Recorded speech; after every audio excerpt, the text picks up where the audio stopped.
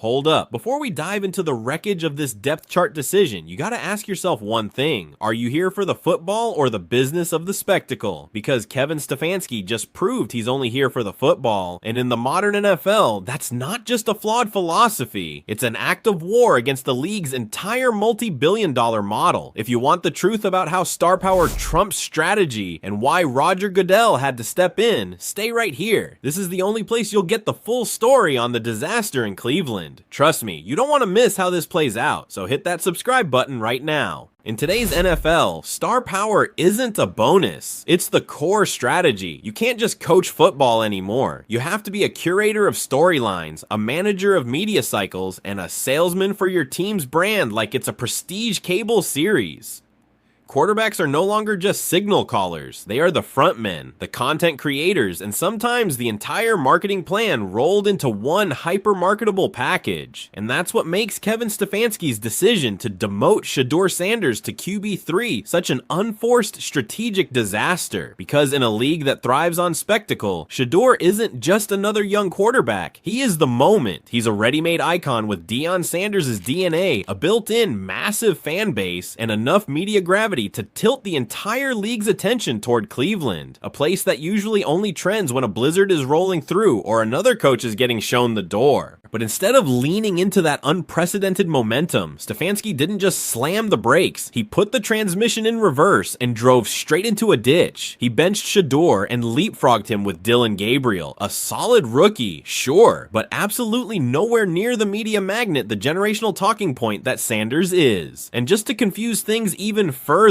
Joe Flacco, who just carried this team's offense out of the ICU last season, is somehow out of the picture entirely. It's a depth chart shuffle that makes absolutely zero sense unless you completely ignore how the modern NFL actually operates. Let's not kid ourselves. This entire league is built on stars. The NFL has spent years grooming Sanders to be the next face of the franchise model, the generational star. From college coverage to the relentless social media buzz, the Shedeur Sanders hype machine was humming along perfectly, generating untold millions in brand value. And Stefanski, with a single inexplicable move, just pulled the plug on the whole operation. It didn't take long for the blowback to begin, and it didn't come from the usual loudmouths. It came from the top. Roger Goodell, usually measured to a fault when public with his criticism, actually called out Stefanski for what amounts to brand sabotage. That is not just rare, it is practically unheard of. When the commissioner of the league has to publicly step in and defend the entertainment value of your quarterback room, something has gone horribly, catastrophically off script. And here's the absolute kicker. Stefanski isn't some rogue coach on a basement dwelling team with nothing to lose. He's a respected guy, a playoff caliber leader, which makes this whole bizarre ordeal even more frustrating. What was the end game? Win games while simultaneously silencing your most marketable, visible, high-value asset. The goal apparently was to turn the Browns into a winning team that nobody outside of Ohio actually wants to watch. Shedeur is not just a quarterback, he's a storyline, a sponsorship magnet, a guaranteed weekly talking point on every major network. And right now, he is wasting away on the sideline, watching a franchise gamble away the attention he brings like it's completely worthless. And for what? To stick to football in this league. Stefanski thought the football would just speak for itself. He forgot that in 2025, the NFL doesn't just tell stories, it sells them. And nobody wants to buy whatever this unholy mess is. Now the Browns are left with total embarrassing chaos. The league is scrambling to contain the damage. And Stefanski, he's gone from a steady-handed, respected coach to the full-blown antagonist in the NFL's latest, most disruptive off-field drama. The quarterback carousel in Cleveland has officially gone from chaotic to completely unhinged. Dillon Gabriel is stepping in, taking the spot that was recently occupied by Joe Flacco. And the most high-profile, highly marketed rookie in the entire league, Shedeur Sanders, has somehow been pushed down to QB3, and the man fully responsible, Kevin Stefanski, is not just dealing with a poor coaching decision. This is a catastrophic strategic failure with league-wide, brand-threatening implications. Because in today's NFL, quarterbacks are no longer just players. They are the most valuable assets a franchise holds. And Shedeur Sanders is not just any asset. He is the centerpiece of a full-blown, carefully constructed multi-million-dollar marketing campaign. The NFL has been meticulously building his image, his brand, and his fan base since before he took his first snap.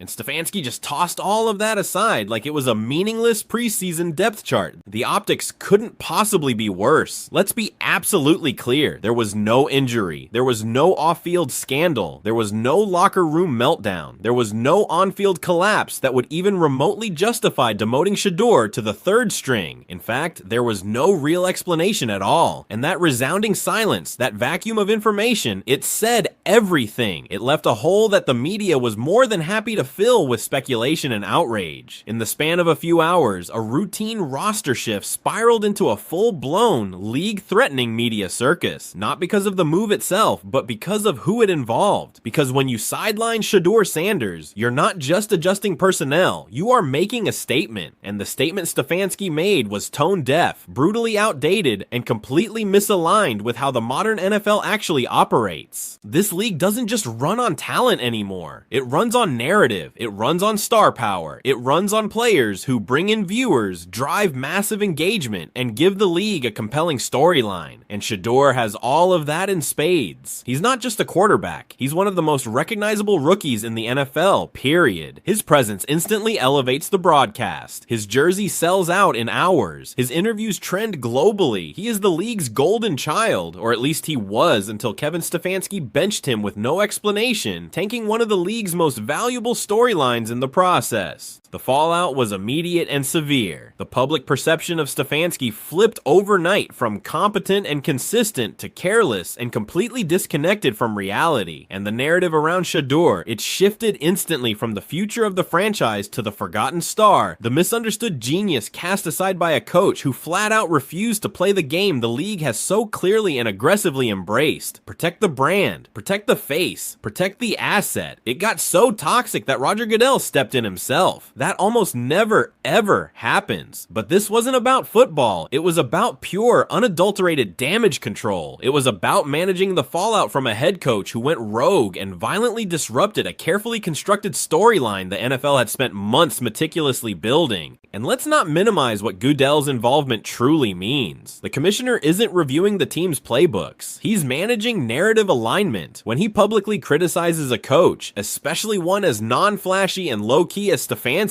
it's a sign that the decision has breached more than just team strategy. It has directly disrupted the business model. Because yes, the NFL is still technically a sport, but it is, first and foremost, a product. And Shedeur Sanders is one of its top-selling features. And Stefanski, he fumbled that hard, dropping the ball for the entire world to see. The decision to bench Shedeur, and not just bench him, but drop him to third string, wasn't just unnecessary, it was strategically reckless. It made no sense on paper, no sense in the locker room, no sense to the media, and absolutely no sense to the league's bottom line business model. It showed a complete, embarrassing lack of awareness about where the NFL is headed, and how much narrative now shapes and even overrides competition. Because let's be brutally real, the NFL has fully and completely embraced the shift from athletic contest to televised drama. Coaching decisions are no longer internal mechanics. They are public-facing content. Every starter named, every snap taken, every press conference quote, it's all part of the show. And when you bench one of the show's biggest stars without cause, you don't just lose games, you lose control of the narrative. Kevin Stefanski lost control. And in doing so, he didn't just hurt Shedeur Sanders. He hurt the Browns. He hurt the entire league's carefully crafted image. And he hurt his own standing as a coach. Because now the conversation isn't about whether Shedeur will bounce back. He will. It's not about whether he'll get another shot. He absolutely will. The conversation now is about whether Stefanski even understands the league he's coaching in. And the answer clearly is no, not anymore. Because this isn't 2010. This isn't an era where you can quietly bury a young quarterback for the sake of veteran presence and expect the media to just move on. You can't make a move this brazen without triggering an immediate global media storm. You can't sit a player like Shedeur without being immediately accused of sabotaging a league-wide investment. And you definitely can't do it without offering a single believable football-based reason, especially when the league is staking its entire image and future on this player. But that's exactly what Stefanski did, and now he's rightfully dealing with the catastrophic consequences. Shedeur Sanders was being groomed for undeniable massive stardom, and instead of nurturing that development, Stefanski tanked it. The league didn't overreact react with Goodell's statement. It responded the only way it possibly could to protect its image and its investment. And what that response shows is that coaching autonomy is no longer absolute. Not when it directly conflicts with the league's entertainment-first model. Not when it undermines its most valuable, highest-profile faces. This isn't paranoia. This is just brutal business. The NFL has shown its cards. Protect the stars, preserve the brand above all else, and publicly punish the people who threaten either. Coaches can no longer pretend they're above that. And Stefanski, for some baffling reason, thought he could operate in a vacuum, that he could make a quiet call and walk away unscathed. But the second you drop a player like Shedeur to QB3, you're not just tinkering with a game plan. You are ruthlessly interfering with the show, and the NFL does not tolerate showrunners who decide to go off script. What makes this entire situation even more infuriating is that Shedeur did absolutely everything right. No scandal, no poor sportsmanship, no lazy play on the field. He showed up, did his job, kept his head down, and still got severely punished for it.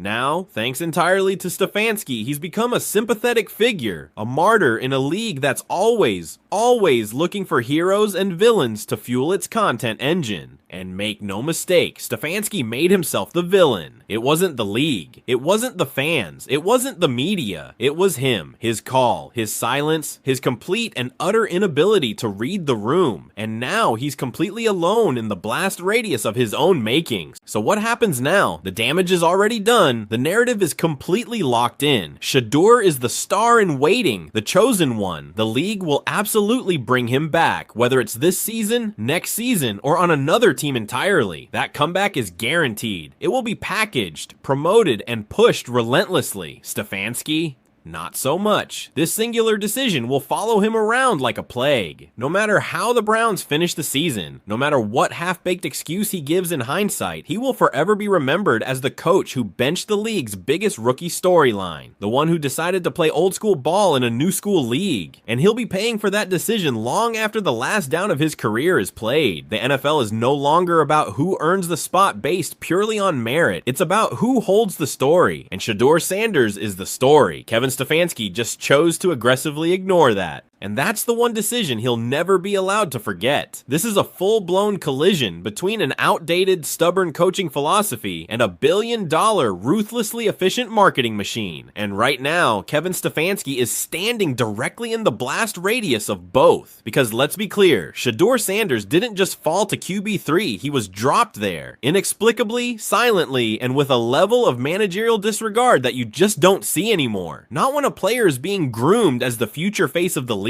Not when the NFL itself is investing its brand capital into making that player the next household name. That's what makes this whole thing different. That's why this has immediately escalated beyond the realm of football. This wasn't a strategic switch. This was a direct hostile disruption of the narrative. And if you've been paying any attention at all, the NFL has made one thing very clear in recent years. Don't mess with the narrative. The NFL today is driven by three things, in this order: star power, storyline, and spectacle. The actual sport itself, yes, it still matters, but it's now just one single part of a much bigger entertainment ecosystem. Players aren't just athletes, they're media figures, branding tools, and cultural lightning rods. And Shedeur Sanders fits perfectly into that mold. He checks every single box the league craves in a rising star. Visibility is through the roof, cultural relevance is built in, marketability is elite. And on top of all of that, he hasn't done anything wrong. No locker room drama, no performance issues that would justify a fall like this. He has done everything right and he still got buried. That's the part that makes people rage. Kevin Stefanski has completely misread the room and the modern landscape. He made a decision that may have been acceptable a decade ago, back when coaching was still a mostly private job and quarterbacks weren't treated like intellectual property. But in today's NFL, when you bench a star in the making, you're not just affecting your team, you are instantly setting off every single alarm at league headquarters. The commissioner didn't get involved in this story because of box scores or scouting reports. Roger Goodell stepped in because this decision threatens the league's product, and Shedeur is an integral part of that product. Stefanski didn't just demote a quarterback, he disrupted a league-wide marketing blueprint. That kind of mistake doesn't get a quiet slap on the wrist anymore. It gets you publicly, brutally corrected. And that's exactly what happened. Goodell's rare and pointed criticism of Stefanski was not about tactics. It wasn't about play calling. It was a crystal clear, unambiguous message to every other coach in the league. Stay in line, promote the stars, protect the story, do not interrupt the production, because that's what the NFL is now, a high-stakes, ruthless production. And this entire controversy proves just how fragile that production really is. It only took one coach, one single decision, and one baffling depth chart change to throw the entire system into total chaos. That's not a sign of media hysteria. That's a sign of just how much the league depends on narrative control to function. And Shedeur? He's the perfect test case for how far the league is willing to go to protect its chosen stars. He didn't complain. He didn't lash out. He didn't start cryptic social media wars. He stayed silent, professional, and poised. And that, ironically, made the backlash against Stefanski even stronger. Because that silence, it was absolutely deafening. It made Stefanski's move look petty, arrogant, and completely unjustified. It amplified the perception that this wasn't about football. It was about ego, about control, about a coach trying to send a message in a league that no longer tolerates messages that conflict with its core branding. That's the dynamic playing out right now. Stefanski thought he was still the ultimate authority on his own roster. He thought he could bench a rising star and not have to answer for it beyond his own locker room. What he failed to grasp is that in the modern NFL, quarterbacks like Shedeur Sanders don't belong to the team anymore. They belong to the league. They're assets in a broader entertainment ecosystem that stretches far, far beyond the city of Cleveland. They're built into massive sponsorship deals, national ad campaigns, youth outreach programs, and streaming content partnerships. The NFL's investment in Shedeur wasn't just about his ability to throw a football. It was about his immense value as a cultural product, and Stefanski treated that like it was meaningless. That's why this will not blow over, because the league doesn't care if a coach wants to develop talent on his own terms. It cares if that development undermines its terms. And burying Shedeur Sanders on the depth chart without a single legitimate football-based justification is about as flagrant a violation of that unspoken rule as it gets. Now Stefanski is paying the price. Not officially yet, but the writing is on the wall, and it's written in bold, permanent marker. The public perception has utterly collapsed. The commissioner has spoken. The media has already decided who the villain is in this storyline, and it's not Shedeur. That's the real lasting damage here. Stefanski didn't just lose the locker room or the playbook, he lost the benefit of the doubt. And once that's gone, it's nearly impossible to get back, especially in a league that feeds on controversy, churns through storylines, and is always looking for the next scapegoat to keep the cameras rolling. Right now, Stefanski is that scapegoat. And Shedeur, he's the tragic hero, the benched prodigy, the misunderstood talent buried for reasons no one can quite explain. It's a storyline so devastatingly effective, the league didn't even have to write it. Kevin Stefanski did it for them. And what's most frustrating and galling about all of this is that it simply didn't have to happen. Shedeur didn't need to be the immediate starter. No one was actually demanding that. But making him QB3, that was excessive. That was deliberate. That was overtly hostile to the carefully constructed structure the league had spent months building. He could have stayed QB2. He could have been given limited reps. The story could have been that he was patiently developing at his own pace, protected, supported, and positioned for a strong, triumphant debut later in the season. But now he's the face of a completely manufactured crisis. The media cycle is now locked in. Every question about Stefanski's leadership is now framed through the lens of this single disastrous decision. Every evaluation of the Browns' future now includes a subtext about Shedeur's baffling absence. Every post-game discussion comes back to the quarterback room and the incessant question of what the hell is going on inside of it. This is the raw power of narrative, and Stefanski has lost complete, total control of it. There is no recovery path here that doesn't include walking back this decision. And when that walk back eventually happens, because it absolutely will, it's going to come with the same polished, sanitized PR language the NFL always uses when it tries to desperately rewrite a story on the fly.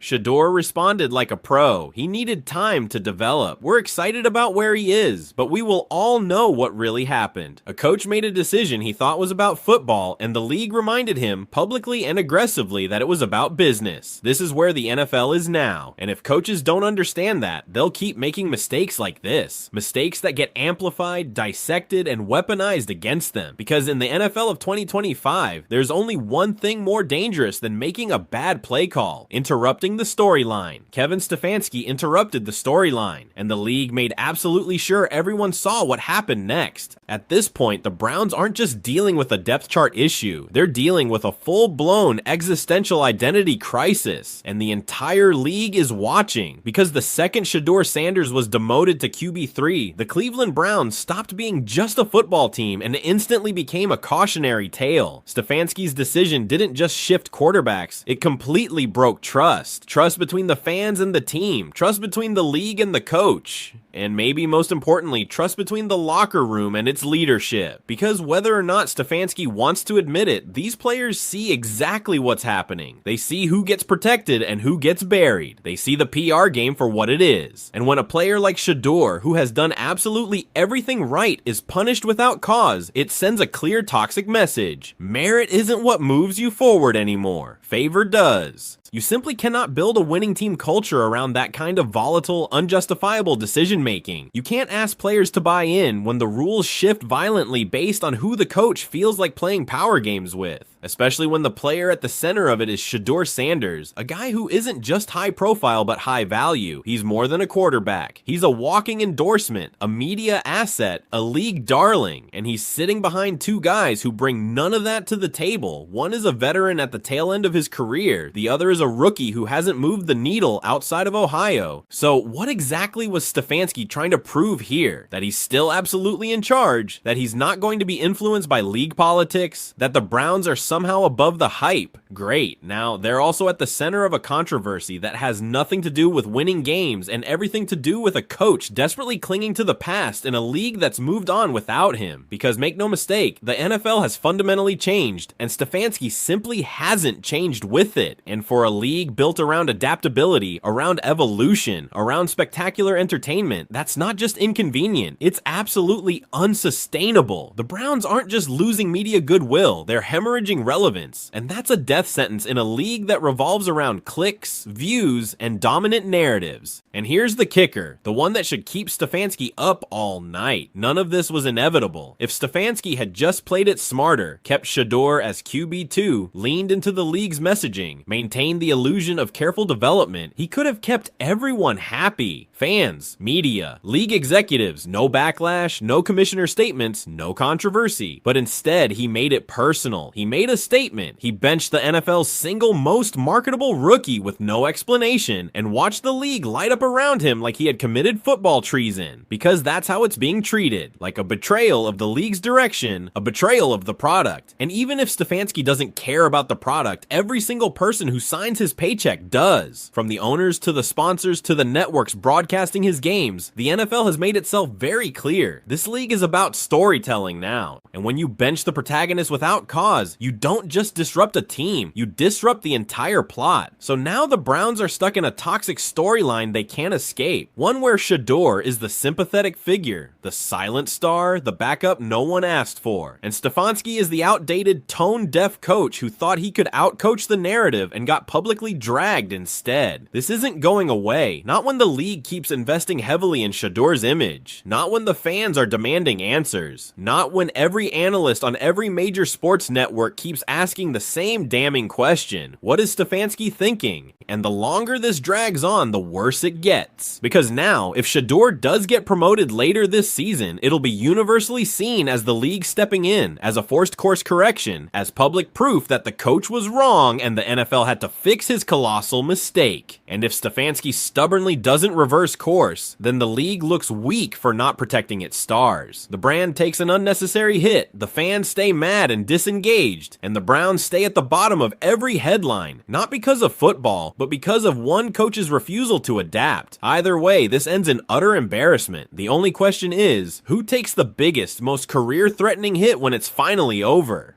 The franchise, the league, or Stefanski himself? But let's be honest, we already know who's holding the clipboard when this all ends, and it's absolutely not Shedeur Sanders. Now it's your turn. Was Kevin Stefanski justified in making a purely football-based decision, or did he just make one of the worst strategic brand-killing mistakes in modern coaching history? Should star power influence coaching choices, or is that just the harsh, unignorable reality of how the NFL works now? Drop your take in the comments below, hit that subscribe button, and stay locked in, because in today's NFL, the scoreboard isn't the only place you can lose, and the fallout from this move is only just beginning.